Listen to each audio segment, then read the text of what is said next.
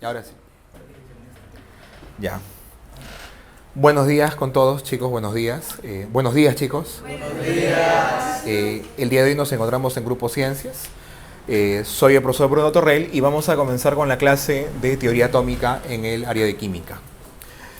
Es importante conocer qué cosa es un átomo. Acá vemos más o menos el dibujo clásico de un átomo. Vamos a estudiar ahorita las partes que tiene, pero vamos a definirlo. El átomo se define de manera simple como la mínima parte, la mínima porción de un elemento químico con la condición de que debe conservar sus propiedades, pero estas propiedades, sus propiedades químicas. Ya, esa es la definición básica de lo que es un átomo. Es la mínima parte de un elemento químico que conserva sus propiedades químicas. Ya, hasta ahí todo bien. Pero tiene un concepto más moderno, más complejo, más denso. Y lo he puesto en la parte inferior. El átomo también se puede definir como un sistema. ¿Sabes lo que es un sistema, no? Sí. Un sistema, cuando hablamos de sistema, se refiere a un orden, ¿ya? El átomo es un conjunto ordenado, un sistema. Tiene energía. ¿Has escuchado hablar de la bomba atómica? Sí. O sea, dentro del átomo hay suficiente energía para crear una bomba de ese tipo. Es energético y está en equilibrio. Ahora, ¿el átomo se puede ver? No. ¿Por qué no se puede ver un átomo? Por su tamaño, es extremadamente pequeño. Y como no se puede ver, ni siquiera con el microscopio se puede ver. No, ni un microscopio es capaz de ver un átomo. Por lo tanto, como no se puede ver bajo ningún concepto, el átomo se representa nada más. Mediante el uso de un modelo, que es matemático el modelo, ya vas a verlo, y es probabilístico. Nada de lo que digamos del átomo es cierto, es probable. O sea, el átomo, según este dibujo, tiene una parte exterior y una parte interior. ¿Es así? No, es probablemente así, porque no se ha visto. Más o menos para que tengas la idea. Si yo mido ¿la regla cuánto mide? 1 metro. Si yo separo la longitud de mi dedo, esto es 1 centímetro. Si yo el centímetro, que es la 100ava parte del metro, ¿no? Si el centímetro le saco la 10ª parte, ¿qué sale? 1 milímetro. Es la 10ª parte de mi dedo, del grosor de mi dedo. Si el milímetro le saco la 1000ª parte, ¿sabes qué sale? Sale el micrómetro, las micras. Y el microscopio llega hasta ese nivel. El microscopio, eso no lo vas a ver, pues, ¿no? Pero con microscopio lo ves. Las micras, el micrómetro. Si tú a una micra, un micrómetro, le sacas la 1000ª parte, ¿qué nace? El nanómetro. El microscópico, un microscopio puede ver los nanómetros de repente algo, ¿no? Pero ¿sabes qué ocurre cuando le sacas la 1000ª parte de un nanómetro? Nace el picómetro. Y en ese nivel están los átomos. Es por eso que el microscopio no puede llegar a verlo, no es posible. ¿Se entiende, no? Entonces, el átomo no se puede ver actualmente, no hay forma de verlo. Todo lo que diremos del átomo de ahora en adelante, recuerda, no es cierto. ¿Qué cosa es? Probable, ¿no? Es probable. ¿Y cómo se sabe que existe el átomo? Probablemente. Probablemente existe. Probablemente. Tiene que haber algo, ¿no? O sea, si Claro, yo te comienzo a partir, te parto, ¿no? Llegó un punto en el cual ya no te puedo partir más, ¿no? Ya, supuestamente los griegos pensaban que ese punto era el átomo. El átomo se define etimológicamente como A significa sin y tomos significa división. O sea, el átomo era la partícula a la cual ya no se podía dividir más. Pero esa era la concepción griega, ¿no? Hace 2000 años. Hoy en día las cosas han cambiado ya, ¿no? La ciencia ha avanzado demasiado. A ver, hablemos ahora de las partes que tiene un átomo. El átomo tiene básicamente 2 regiones. ¿Cuáles son, señores?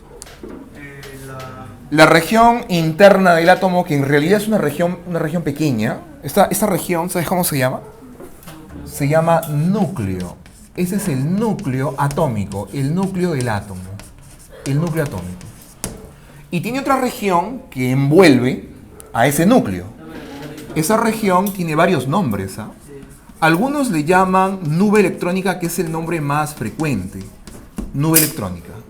Otros le llaman zona extranuclear. ¿Por qué? Porque está fuera del núcleo. Claro, extra significa fuera, nuclear del núcleo. Pero tiene más nombres, ¿ah? Algunos le llaman zona cortical. Otros le llaman envoltura electrónica. Tiene varios nombres. No nos importa en realidad. ¿Ya? Entonces, son dos partes que tiene el átomo. Ahora, ¿cuáles son las características de estas partes?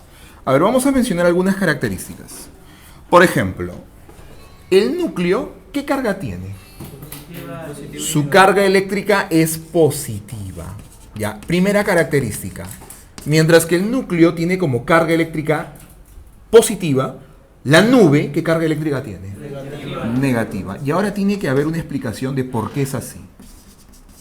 Ya. ¿Por qué el núcleo tiene carga eléctrica positiva? Hay un responsable para eso. ¿Cuál es? Es lo que contiene el núcleo. ¿Qué cosa contiene el núcleo? Contiene a los protones. ¿Y qué más contiene? Y neutrones. Resulta que los protones son los responsables de que el núcleo, ¿cómo sea? Positivo. ¿Por qué el núcleo es positivo? Por los protones. Si vemos el dibujito acá, ¿quiénes serían los protones? Los que tienen la cruz, los positivos. ¿Y los otros qué cosas serían? Los neutrones. Debes saber además que tanto a los protones como a los neutrones se les asigna un nombre especial. ¿Alguien lo sabe? No. Se le llama, aunque no lo creas, ¿ah? ¿Cómo se les llama a los protones y neutrones? ¿Por qué? Muy bien, qué hábil eres. Como ellos dos están en el núcleo, se llaman nucleones, ¿no?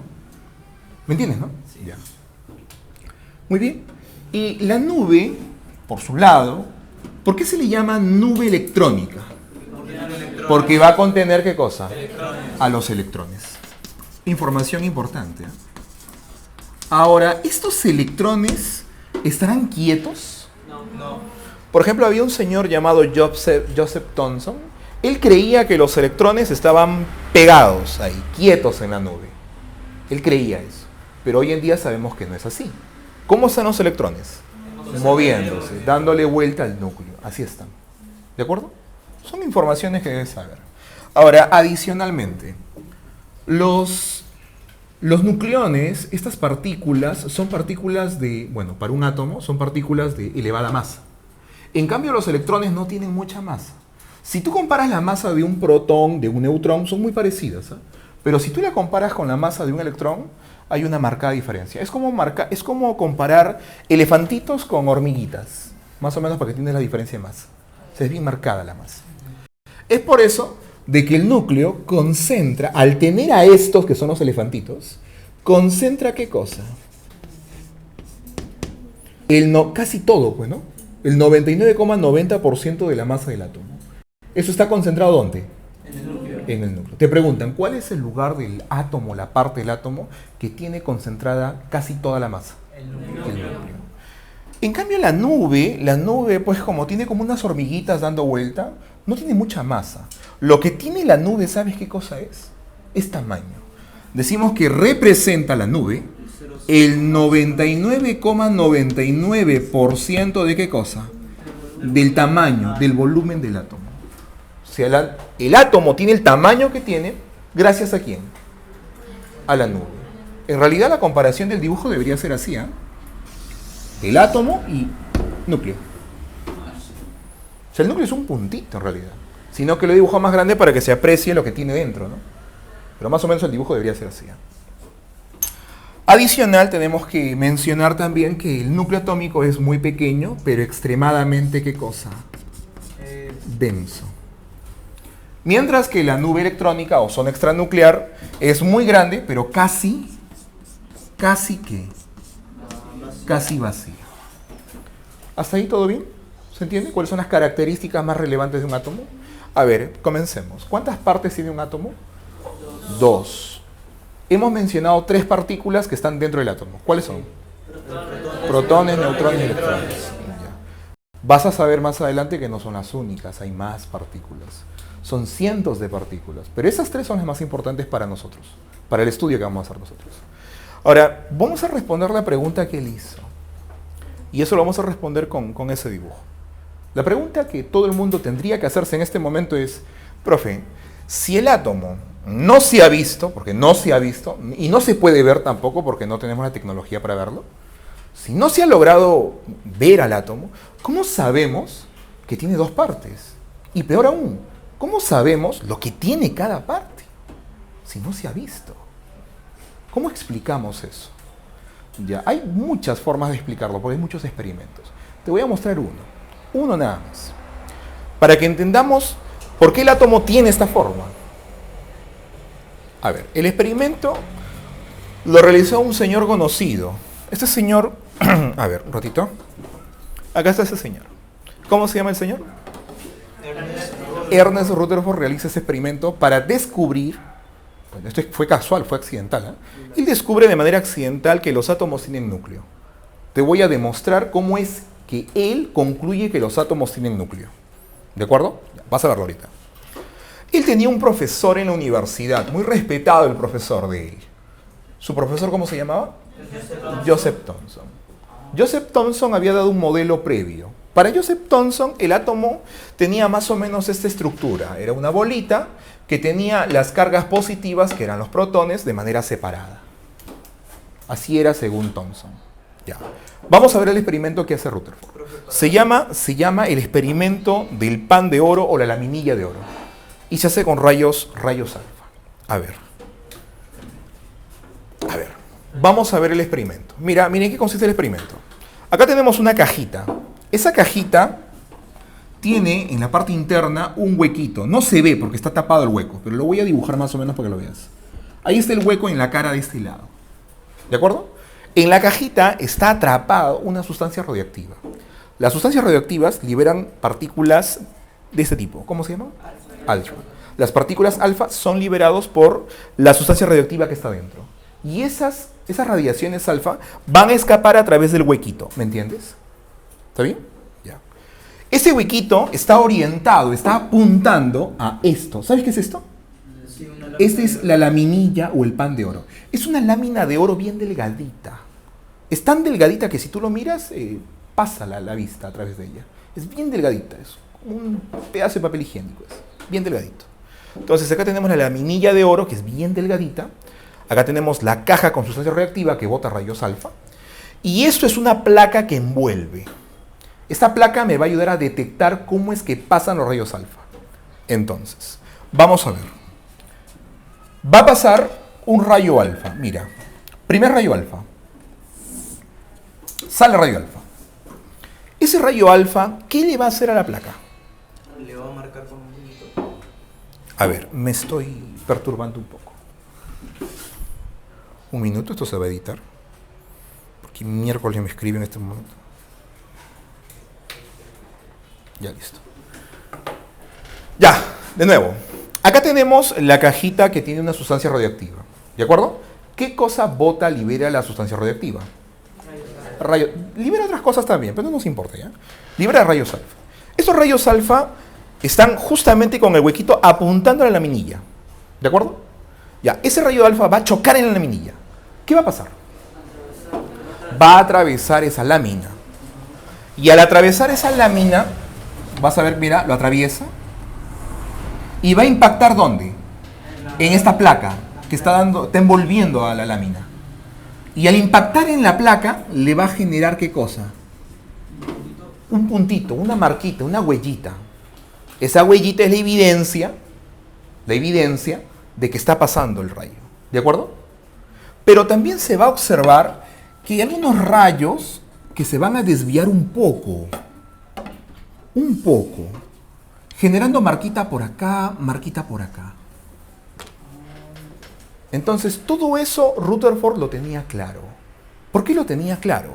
Vamos a agarrar esta lámina y la vamos a dibujar allá. Mira la lámina. Bueno, esta lámina es evidente que tiene millones de átomos. Yo he puesto unos cuantos para mostrarte nada más el evento. Vienen los rayos alfa, mira. Los rayos alfa vienen así, mira. Viene uno por acá. A ver, vamos a dibujarlo. Primer rayo alfa. Otro más por acá. Otro más por acá, mira. Y uno más por acá. Imagínate estos rayos alfa. Todos estos son rayos alfa. Rutherford pues era un hombre de ciencia que respetaba el modelo que dio su profesor Thomson. Ese era el modelo que se respetaba. Entonces, viene un rayo alfa, para que sepas, ¿ah? Un rayo alfa equivale más o menos, para que tengas una idea, a 4 protones. Su equivalencia. Y estos de acá son protones. Entonces, si viene un rayo alfa y pasa cerca de él, se desviará un poquito, ¿sí o no? De repente choca un poquito con él y se desvía. ¿Me entiendes? Claro. Se desvía un poquito. Este de acá, por ejemplo, no pasa ni cerca de él ni cerca de él. Pasa justo por el centro. ¿Se desvía? No, se va de frente. Este de acá, por ejemplo, choca un poquito con él y se desvía un poquito. ¿Se entiende, no?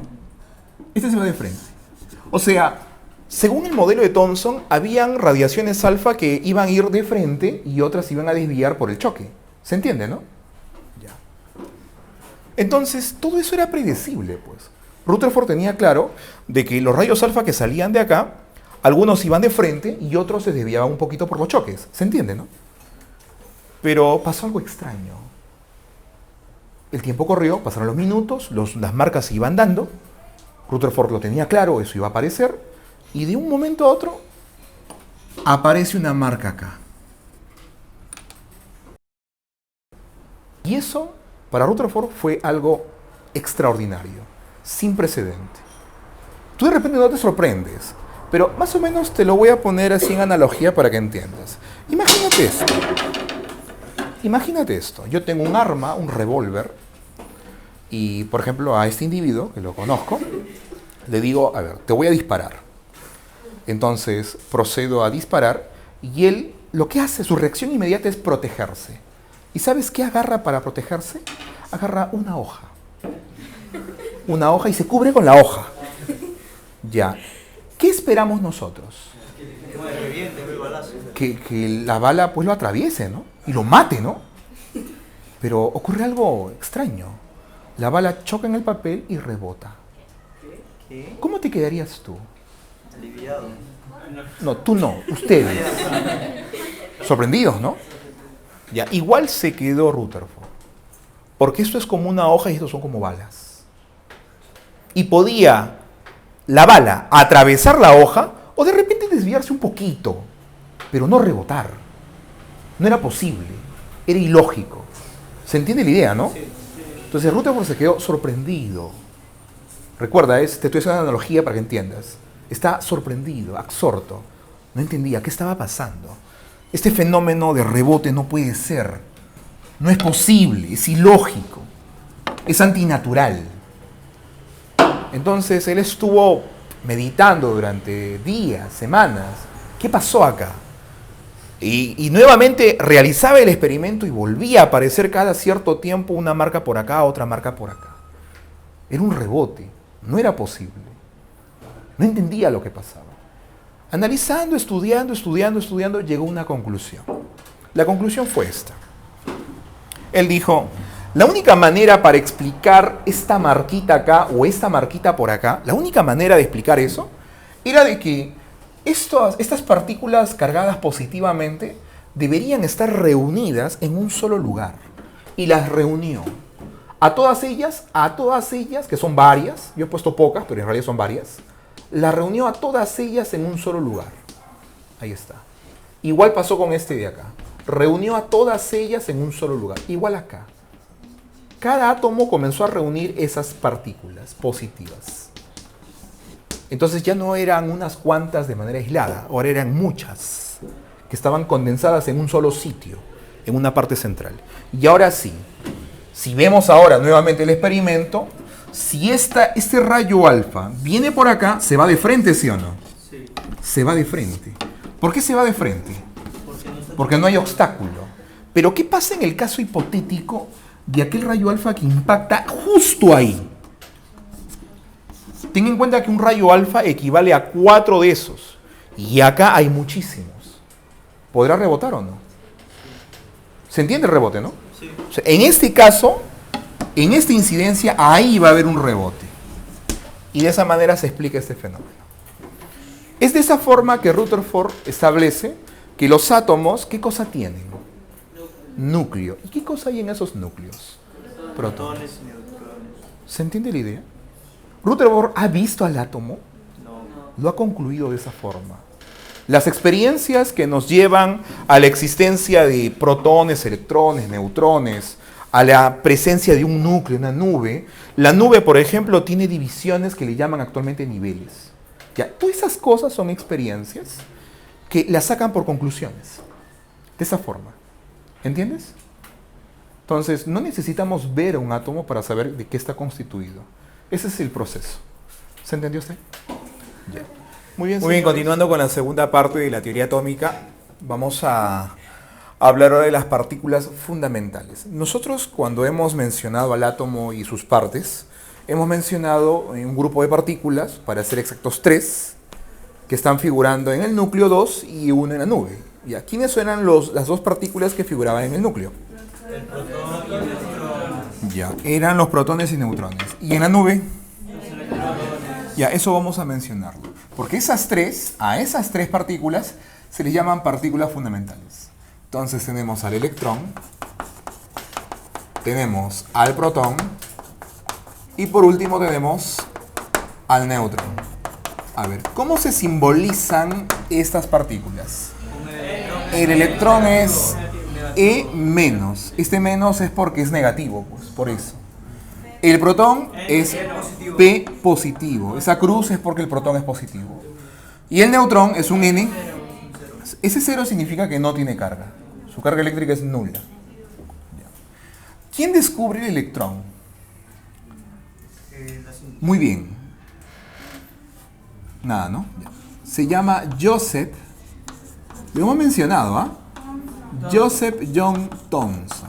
Ya, él es el descubridor del electrón. Hace muchos años.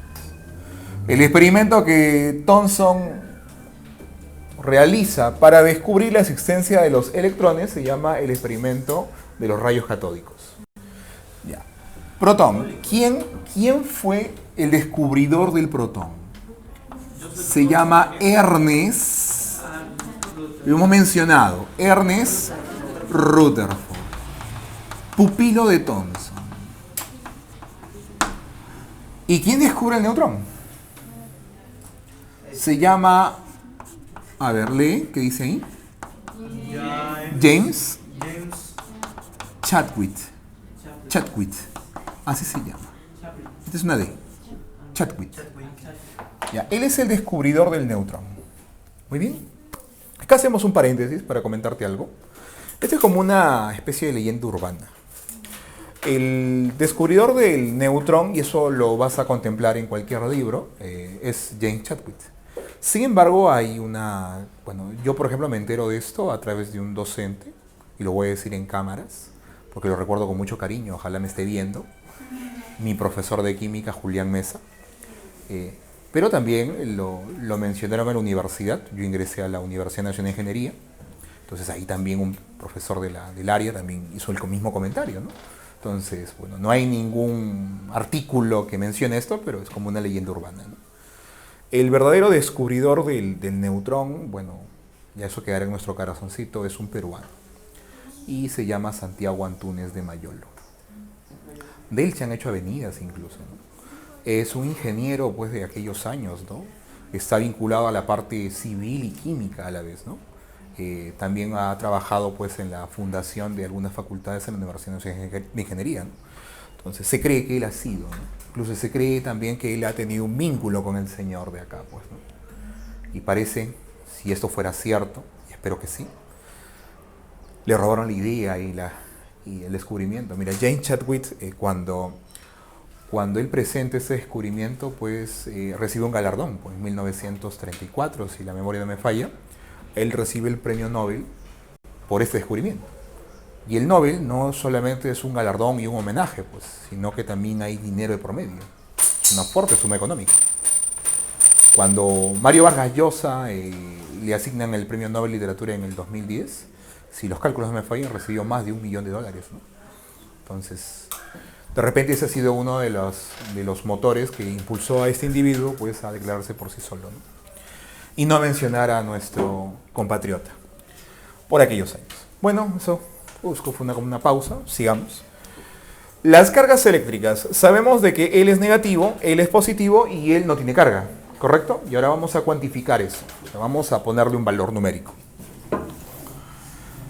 La carga relativa, ¿saben ustedes cuál es la unidad de la carga? Perdón, la carga eléctrica. ¿Saben ustedes cuál es la unidad de la carga eléctrica? La unidad de la... Es el apellido, pues, es el apellido de un francés. Por ejemplo, ustedes alguna vez han leído esto, ¿no? La unidad de la energía, pues, ¿no? Joule. Ese es el apellido también de un personaje, pues, de un científico. Son apellidos, ¿no? Esto tú no lo dices Joule, ¿no? Lo dices Joule, ¿no? Es igual que, es lo mismo que pasa con la carga eléctrica, ¿no? Una amiga, pues, que maneja este idioma francés, me comentó de que se escribe así. ¿Qué dice? Coulomb, ¿no? Pero se pronuncia, ella me lo dijo así, Coulomb. Es el apellido. Entonces la carga eléctrica tiene esa unidad y la vamos a desglosar como la carga eléctrica relativa y la absoluta. El electrón tiene como carga eléctrica relativa el valor de -1. Es un valor simple de memorizar. El protón es el mismo, pero en versión positiva. El neutrón no tiene, así que va a ser. Ahora, la carga absoluta es lo que sí va a costar más aprenderse. La carga absoluta del electrón es este valor. No te asustes, ¿ya? De repente lo has visto antes. Menos 1,6 por 10 a la menos 19 Coulomb. Ya está. Bueno, esto es un valor aproximado, ¿eh? En realidad es un valor redondeado. ¿Sabes quién descubre ese valor? Lo descubre Robert Millikan en el experimento de las gotas de aceite. Cada cosa que vamos a mencionar acá tiene un descubridor, tiene un porqué, un origen, tal como lo hemos visto en el experimento anterior. El protón tiene la misma carga, pero en su versión positiva, o sea, más 1,6 por 10 a la menos 19. Ahí está. Del neutrón sí no hay que hacer esfuerzo mental porque eso es cero. ¿Ya? Ahora, al nivel de la masa. La masa del electrón, recuerda, mencionamos, hicimos una comparación, una analogía. Ellos son como las hormiguitas, ¿y ellos qué son? Como Los elefantitos, ¿no? Ya. No, para bajar el nivel, ¿no? Entonces, pero vamos a subirlo poniendo los valores exactos. La masa del electrón es este valor, 9,11 por 10 a la menos 31 kilogramos. Es un número bien pequeño, ¿eh? Sí, es pequeño. 10 a la menos 31 es 0,00031 veces. Ya. El protón es un poco más grande. Mira, es 1,672 por 10 a la menos 27 kilogramos. Y del neutrón, pues es parecido, es casi similar. Mira, es 1,675. Lo único que cambia es el 2 por el 5. Por 10 a la menos 27 kilogramos. O sea, quiere decir que es un poquito más grande que el protón. Claro, el neutrón tiene un poquito más de masa que el protón. O sea, son muy similares, siendo el neutrón un poco mayor. Y el electrón es, escucha, 2000 veces más pequeño en masa. Si tú divides esto entre esto, sale 2000 aproximadamente, 1900 y tanto. ¿De acuerdo? Ya. Muy bien, entonces ya sabemos que si te preguntan a ti, por ejemplo, ¿cuál es la partícula fundamental más pesada? El neutrón. ¿Y la más liviana? El electrón. Recuerda que ¿cuántas partículas fundamentales son? Son 3. Son las que más estudiamos cuando hablamos del átomo. Ahora, vamos a hablar de la estabilidad de estas partículas fuera del átomo. El electrón y el protón son estables fuera del átomo. Ellas sí son estables. Pero si tú sacas un neutrón fuera del átomo, se vuelve muy inestable. Su tiempo de vida es de minutos nada más y se desintegra. No es estable. Muy bien. ¿Alguna consulta hasta ahí? ¿Está ok? Ya. Ahora, habíamos comentado de que las partículas que están dentro del átomo son estas tres, ¿no? Son las tres principales, pero no son las únicas. Hay partículas que son más pequeñas que un átomo. Esas se llaman partículas subatómicas. Estas tres de acá también son partículas subatómicas. ¿Me entiendes? Estas tres de acá son partículas subatómicas, pero no son las únicas. Las partículas subatómicas son cientos y las vamos a clasificar. La clasificación sería en hadrones y leptones. Las partículas subatómicas se clasifican en hadrones y leptones. Ahora, Los hadrones, a su vez, se van a clasificar en mesones y bariones. ¿Hasta ahí todo bien? Ya. Ahora, ¿qué es un hadrón? Un hadrón es una partícula que está constituida de esto. A ver, ¿qué dice acá? Lee. De quarks. Los hadrones están constituidos de quarks y antiquarks, mientras que los leptones no lo están. Y la clasificación es simple, ¿eh? ¿Los hadrones de qué se constituyen? De quarks y los antiquarks, mientras que los leptones no se constituyen de eso. Así se clasifica. Ahora, los quarks, que son partículas pequeñas, muy pequeñas, los vamos a clasificar en 6 tipos. Esto está en inglés, a ver, los que saben inglés pueden ayudar. Quark, up, ¿qué significa up? Arriba, ¿no? Quark, down es otra cosa. Down es tu categoría. Esto es down. ¿Qué es down? Abajo, ¿no? A ver, ¿alguien sabe qué significa chance? Nadie, ¿no? Ya, yo tampoco. Strange. Extraño. Ya bueno, estos son los 6 tipos de quark y los antiquark serían los mismos. Antiquark up, antiquark down, etc. Ahora, los hadrones se clasifican en mesones y bariones. Los mesones están formados por quarks y a su vez por antiquarks. Ambos están constituyendo un mesón. Mientras que los bariones están formados por 3 quarks comúnmente. Ahora, los mesones, hay un abanico pues grande de ejemplos acá. Hemos mencionado algunos. Por ejemplo, de mesones podemos mencionar el pión y el ipsilon. En el caso de los bariones podemos mencionar, por ejemplo, dentro de estos 3 hay 2 que son bariones, que están en la categoría de los hadrones. ¿Cuáles son? Es el protón y ¿qué más? Y el neutrón. Esos 2 son hadrones en la categoría de bariones y están constituidos por 3 quarks. Y vamos a rescatar algunos de estos que van acá. Por ejemplo, el protón está formado de 2 quarks up con 1 quark down. Mientras que el neutrón está constituido de 1 quark up y 2 quark down. Así se constituye. Por ejemplo, si te preguntan a ti, si tenemos, por ejemplo, no sé, 10 protones, ¿cuántos quarks tendríamos en 10 protones? En 10 protones, ¿cuántos quarks tendrías?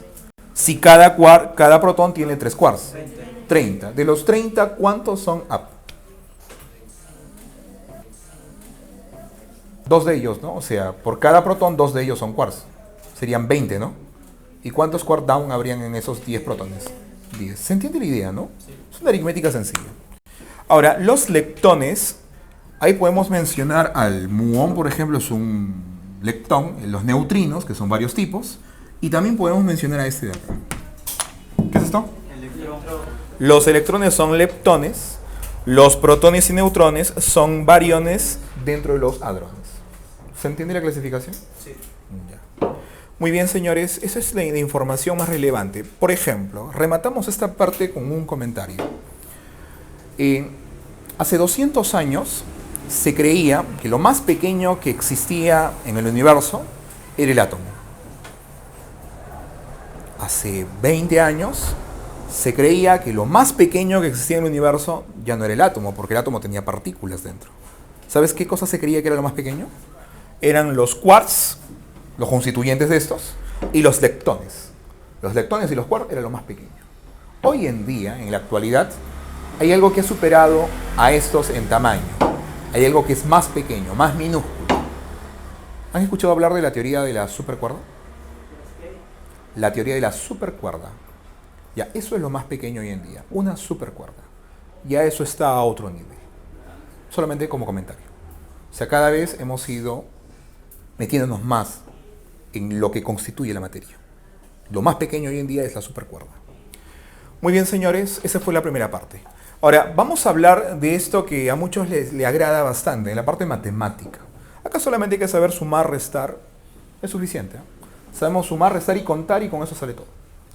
Ya, manejemos la teoría. ¿Cómo se representaba un átomo? Tenía ¿qué cosa en el centro? Núcleo. ¿Y qué cosa rodea el núcleo? La nube electrónica. Ya, el núcleo, ¿de qué estaba formado? Protones y neutrones. ¿Y la nube? De electrones. Tú entiendes que cada átomo tiene su propia cantidad de protones, neutrones y electrones. Va variando en cada átomo. Ya. Para representar eso, para representar a los protones, neutrones y electrones, no necesito estar dibujando átomos como te enseñé al principio. Hay otra manera matemática de representarlos, y es esta. Acá, en el centro, vas a colocar el elemento químico. Los elementos los sacas de la tabla periódica. A ver, dime unos cuantos elementos.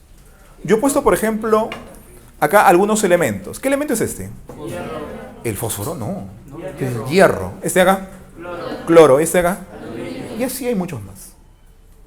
Entonces va al centro del elemento. Si no conoces el elemento, le pones una letra cualquiera. Ya. Ahora, ese elemento, como ves acá, en cada esquina tiene ¿qué cosa? Un número. Ya, ese número se va a simbolizar. Por ejemplo, el número que va en esta esquina es el número A. ¿Qué cosa es el A? Tiene dos nombres. Algunos le llaman número ¿de qué cosa? De masa, número de masa. Otros le llaman número de qué cosa? ¿Qué dice ahí? Nucleones. Este número que va acá, que se simboliza con la letra A, va a representar al número de masa del elemento o la cantidad de nucleones que este tiene. ¿Se entiende, no? Ya. En la parte de abajo de este número va otro número. Ese número se simboliza con la letra Z. Ya. Ese número tiene tres nombres. Vamos con el primero. Número atómico. Excelente, número atómico. Otro nombre. Número de... ¿Qué es esto? Protones. Dime, los protones, ¿qué cosa hay en el núcleo? Protones y neutrones. El núcleo es positivo gracias a quién. ¿Gracias a quién?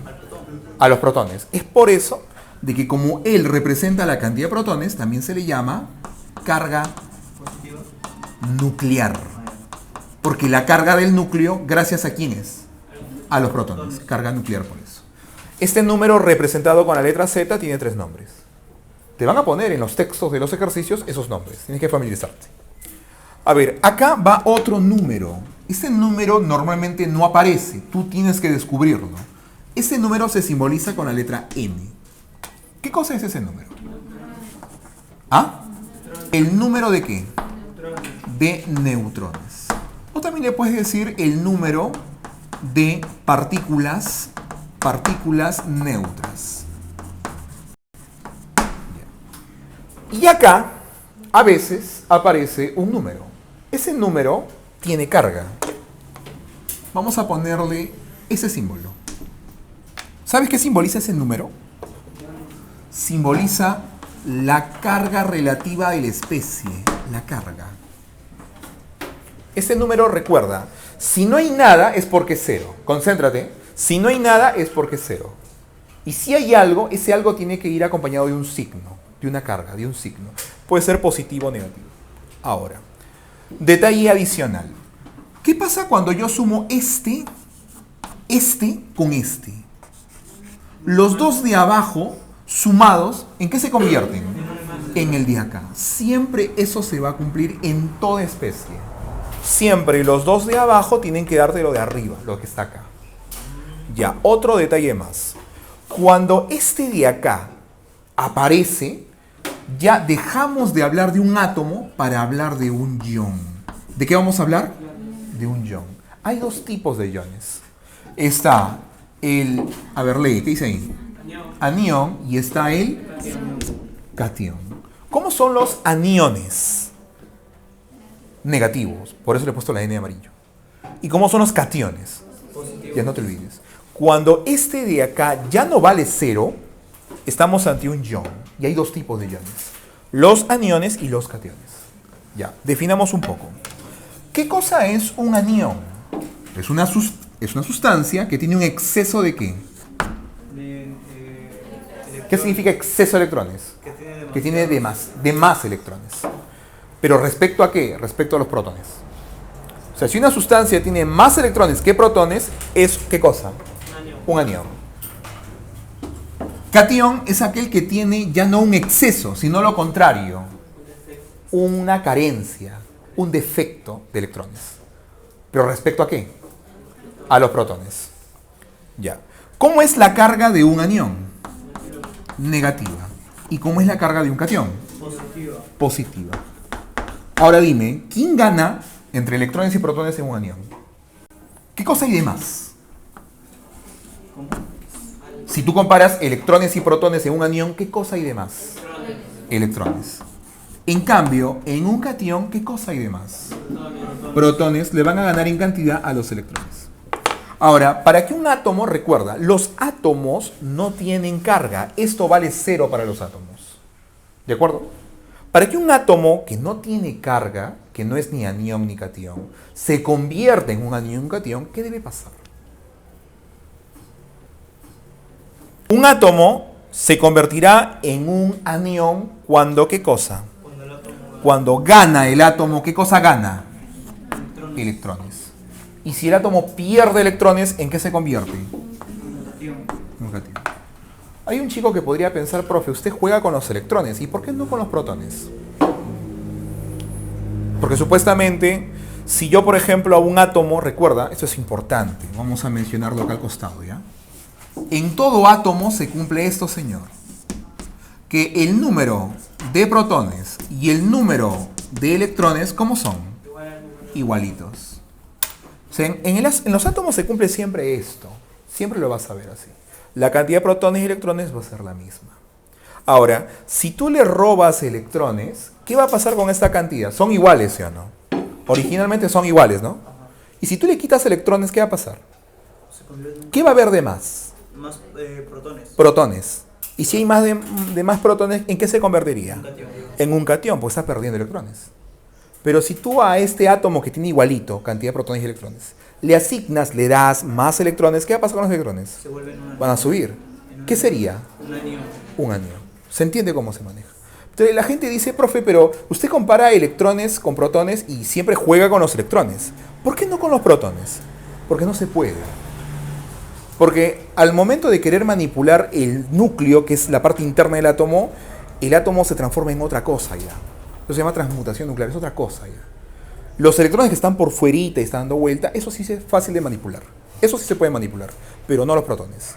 Entonces, para hablar de un anión, un catión, ¿qué es lo que se manipula a nivel de carga? ¿Los protones o electrones? Electrones. Los electrones. ¿Por qué? Porque es fácil de manipular, porque es una manipulación externa. Si tú quisieras manipular los protones, sería internamente y eso es complicado. Y ahí ocurren otros fenómenos. Muy bien, señores. A ver, vamos a resumir esto visto acá en algunos ejemplos que estamos mencionando por acá. A ver, mira por acá. Ya, lo primero que tenemos que mencionar es esto. Observa. En este elemento de acá llamado fierro o hierro, este de acá, ¿cuál es su número de masa? El número de masa es 58. El número de masa es, bueno, si hacemos la comparación, es el que está acá arriba, ¿no? ¿Cuál es su número de masa? O también llamado número másico. ¿Cuánto vale? 58. ¿Cuántos nucleones tiene? 58 también, ¿no? Los nucleones son lo que está acá arriba. El número másico, número de masa, nucleones es 58. ¿Cuántos protones tiene? Es lo que está abajo, protones, ¿no? Es lo que está acá abajo, pues, ¿no? Acá, en esta esquina. ¿Cuántos protones tiene? 28. ¿Cuál es su número atómico? 28. ¿Cuál es su carga nuclear? 28. Ahora, acá no hay nada, ¿sí o no? No. Ya, este número normalmente no te lo dan. Tú tienes que calcularlo. Y lo vas a calcular aplicando este criterio. Recuerda, los dos de abajo me tienen que dar lo de arriba. Entonces, si es así, ¿cuánto va acá abajo? 28 con cuánto me da 58? 30. ¿Y qué cosa es esto? Los neutrones. ¿Y este de acá qué cosa es? Es la carga de la especie. Entonces comenzamos. Primera pregunta, ¿cuántos protones tiene esta especie? 28. El de acá, ¿no? ¿Te acuerdas, no? Protones 28. ¿Cuántos neutrones tiene la especie? Es el rojito que es descubierto. 30. Ahora viene la gran pregunta. ¿Y cuántos electrones tendría la especie? ¿Ah? Se hace esto para el que no conoce. ¿Ah?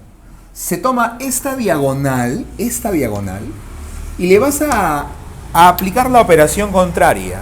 Si acá ves que está sumando, o sea, es una cruz, un positivo, aparentemente se sumaría. No, se hace lo contrario, restas. ¿Cuál es la operación entre 28 y 3? Es la resta, lo contrario. ¿Cuánto sale? 25. Ya, esa es la cantidad de electrones. Dime, ¿se entiende, no? Sí. Dime, ¿qué especie es esta? ¿Es un anión o un catión? Dime, ¿qué especie es esta? Es un catión. Y te das cuenta que en este catión, ¿qué cosa hay de más? Más protones. Protones que electrones, tal como mencionamos acá, más protones que electrones. ¿Se entiende, no? Ya, otra cosa importante. Este catión, ¿qué carga tiene? Positivo. Más 3. Por eso se le llama catión trivalente. Siempre esa palabrita va a valente. ¿Por qué tri? Por el 3. Ya. Vamos con esta otra especie, la de acá, el cloro. Tenemos un cloro negativo. Ya, dime primero cuánto va acá. Tranquilo, respira. ¿Cuánto va acá? Recuerda que 17 acá. Suma con los dedos. 17 con cuánto me da 38. 21. Ya. ¿Cuántos protones tendría en esta especie? El de acá son los protones, ¿te acuerdas? 17 protones. ¿Cuántos neutrones hay? Habla. Es el de acá, el rojito. 21. Y ahora dime, ¿cuántos electrones tendrías? 18. Ya, cuidado. Si tú ves un signo solo, se debe sobreentender que acá hay un 1. ¿Ah? Ya, ahora sí, trabaja con la diagonal. La diagonal, recuerda que se hace la operación contraria. ¿Cuánto tendrías ahí? 18. Ya está. Ya, esta especie que estamos viendo, al ser negativa, ¿qué cosa es? Es un anión. ¿Qué tipo de anión sería? Cuando es uno acá, ¿cómo le llamas? Monovalente. Monovalente. Excelente, monovalente. ¿Y si fuera 2? Divalente. ¿Y si fuera 5? Pentavalente. Muy bien. Ahora, analicemos esta última especie. Esta de acá, esta especie, ¿tiene carga? No. Sí tiene carga, pero no se ve. No tiene carga. Si tú no ves nada, hay que asumir que es 0 acá. Y cuando es 0, ya no es un anión ni un catión. ¿Qué cosa es? Es un átomo. Los átomos, ¿su carga cuánto vale? 0. ¿Ya? Ojo. Los átomos son neutros, no tienen carga. Y no la tienen porque estas cantidades son iguales. A ver, alguien que me diga por favor cuánto va acá. 15, ¿cierto? 15. Ya, haz el conteo. Protones, ¿cuántos tengo? 18. ¿Qué? ¿18? ¿De dónde sale 18? 28. 28 protones. 13. A ver, mongol. De acá salen los protones. Ya, neutrones. 15, el rojito. Electrones, ahí es donde quiero escuchar. Ah, profe, usted dijo que en los electrones es con esta diagonal, ¿cierto? Y si eres observador, matemática sencilla, no importa si tú sumas o restas, siempre va a salir ¿cuánto? 13. Y por ese detalle, en los átomos que son neutros, la cantidad de protones y electrones, ¿cómo son? Iguales, lo que hemos mencionado ya. Ahora, ¿esta especie sería un catión o un anión? Ninguna. ¿Qué cosa es? Es un átomo. Muy bien, ahí está. Informaciones que tienes que manejar. Ahora, ¿qué pasa si las preguntas pueden ser de este tipo? ¿Ah? ¿Qué pasa si te preguntan, por ejemplo, esta especie llamada aluminio, con esas características, ¿cuántas partículas fundamentales tiene? Te preguntan. 3. No, papá. Yo no he dicho cuántas variedades tiene. He dicho cuántas tiene. ¿Cuántas partículas fundamentales tiene en total? Bueno, tú entiendes que las partículas fundamentales que están en el cuadro son protones, neutrones y electrones. O sea, tendría que sumar. ¿Cuántas tendría? 41 partículas fundamentales. ¿Se entiende, no? Si te preguntan la cantidad de partículas fundamentales, hay que sumar todas ellas. Igual pasaría acá, igual pasaría acá. Último detalle. Rutherford se dio cuenta una observación entre estas especies. Si eres observador te vas a dar cuenta. A ver, quiero que compares en todas este con este. ¿Qué cosa es este? 22. No, ya sé que es 28, pero ¿qué representa, papá? El número de protones. El número atómico, el Z. Él es el Z y ¿el qué cosa es? El M. Rutherford aclaró esto. Que si tú comparas el número atómico con el número de neutrones, Rutherford dice esto. Siempre él va a ser mayor o en el peor de los escenarios va a ser igual. Pero nunca él va a ser menor que él. Eso nunca va a pasar. Date cuenta que siempre se respeta. ¿Cómo es él respecto a él? Mayor, mayor, mayor. Y en el peor de los casos, ¿cómo va a ser? Igual. Yo te pregunto a ti en el examen, te doy esta especie, por ejemplo. Acá te doy, por ejemplo, 40 y acá te doy 22. Esta especie que estás viendo, ¿existe o no existe según Rutherford? ¿Cuánto tendría que ir acá? 18, ¿no? ¿Y qué te obliga a pensar esto? No se puede porque es menor. Claro, pues el de acá son los neutrones, pues. ¿Y él cómo tiene que ser respecto a él? Mayor. Mayor o igual. ¿Y eso cumple acá? Ya, un detalle. ¿Se entiende, no? Entonces no existe. Otro detalle, no existiría esto. Pero solamente hay una partícula que sí cumple con esta, bueno, que incumple esta condición. Y esa partícula es un tipo de hidrógeno. Es este de acá, mira. Este hidrógeno que ves acá se llama protio. Es el único que incumple esta condición. ¿Por qué? A ver, 1, 1. ¿Cuánto va acá? Vamos, tú puedes. 0. Y dime, ¿cumple esta condición? No, es el único caso, el protio. ¿Se entiende, no? Ya, eso es todo.